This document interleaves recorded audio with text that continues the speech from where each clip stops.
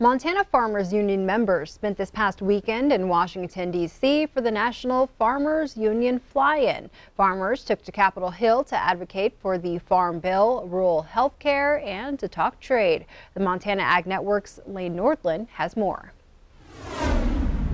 Our representatives, whether it's in the Senate or the House or Republican or Democrat, are all very, very good at listening to us. And those personal stories that we're able to bring are really hit home with them.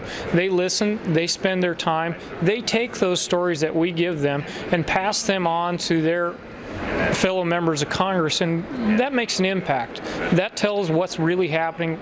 These things become less paper and numbers and more people. The Farm Bill, though, is still right on the front burner, and we're getting from the people that we have visited with, they're really going to try to get it out by September 30th.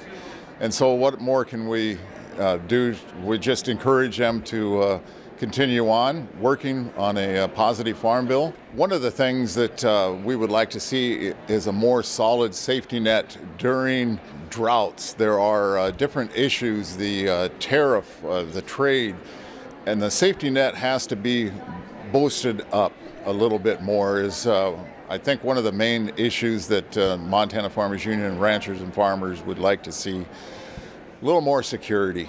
Farmers Union wants fair trade, but disagrees with how the president is handling the trade war. People are hurting. USDA just came out with some new facts today that we are down 20% on trade this month and last month from last year. When we export 80% of our crop, that is hugely impactful to the state of Montana.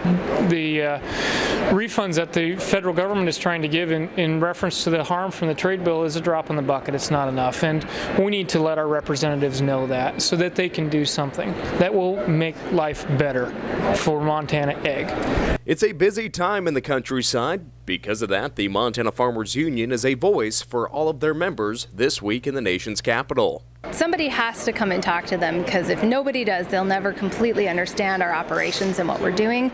I mean, I start sugar beet harvest a day after I get home. I should be harvesting hops right now, but I felt like this was important and I needed to be here giving a voice to the farmers in my area.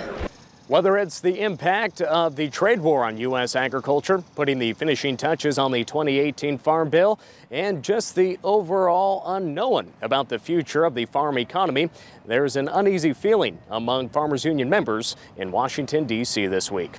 From our nation's capital, Lane Nordland, MTN News.